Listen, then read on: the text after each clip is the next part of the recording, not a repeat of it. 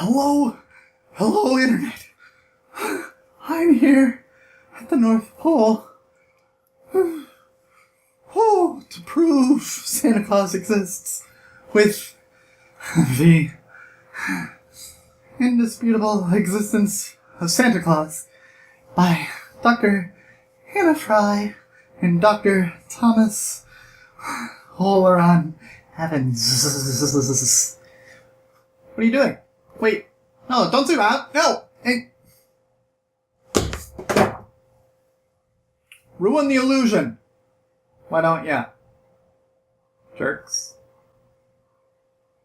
Fine. Not at the North Pole. I am going to talk about the indisputable existence of Santa Claus, though.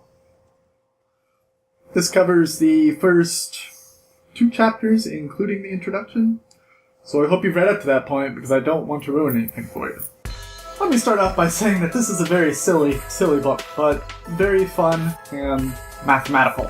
Some of the math so far, only in the first 2 chapters, it's kind of rudimentary. I haven't really hit upon anything mind-blowing yet, but it's just fun to read about math and how it correlates to Christmas. Because why the hell not? So the introduction actually describes the problem with having Christmas every day. The only downside is it only really correlates to London, because these 2 doctors, I'm assuming, are from London or in the London area. So that's a bit of a bummer, because I'm not in London, I'm in America. They have this wonderful phrase for Christmas every day called the system of Christmas repeating every day at midnight, or also known as Scream, which is hilarious. And they talk about how it would be like the downfall of civilization almost, because no one would work. People would be spending all of their money that they don't have on Christmas gifts, and the amount of turkeys that would need to be bought and raised in a free-range capacity would pretty much take over Britain. Like I said, this book is very, very fun and goofy. The very first chapter is the Santa proof, which is, I don't know, I think I would have waited until the end of the book to give us that. But they start at the beginning, giving you exactly what you bought the book for, the first 10 pages. And it's like one of those questions that you ask to a bully or someone that you didn't like in elementary school. Hey, did you tell your mom you're a dope yet?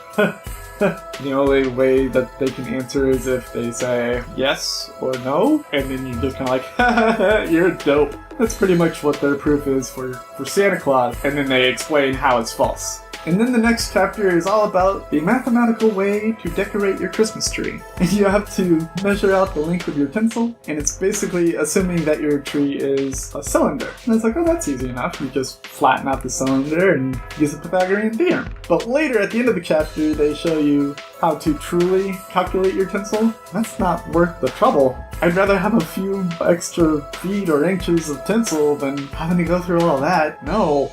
And then they describe the perfect Christmas ornament. They describe it saying that the perfect Christmas ornament is a platonic solid. Basically this 3-dimensional figure that fits perfectly with equilateral shapes. And then they give you instructions on how to build one origamically. I'm gonna try and do it for you. You ready? First, you take a square piece of... You make your rectangular piece of paper into a square. Oh god, I'm horrible. Come on, cooperate with me. I'm just trying to make it a square. This is going to turn out beautiful. I promise you. First, you take a square piece of paper. Let's ignore this edge. Fold your square piece of paper in half.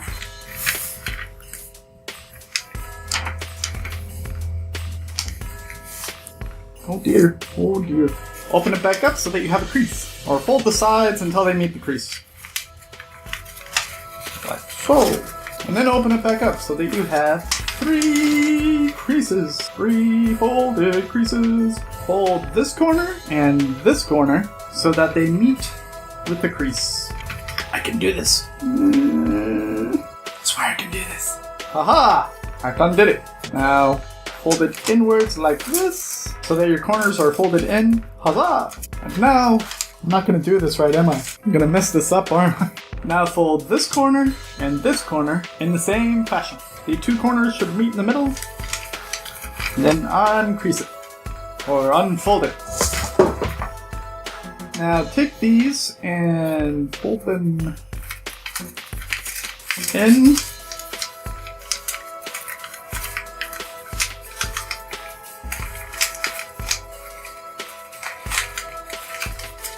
Get in there! As so that the folds are underneath the middle. Woo! Now fold these two triangle bits back, as such. No, get in there. So that the two triangles cover the back, and you have the cross part right here. Now fold along the pockets, so that you have a triangle. Unfold, unfold, and unfold.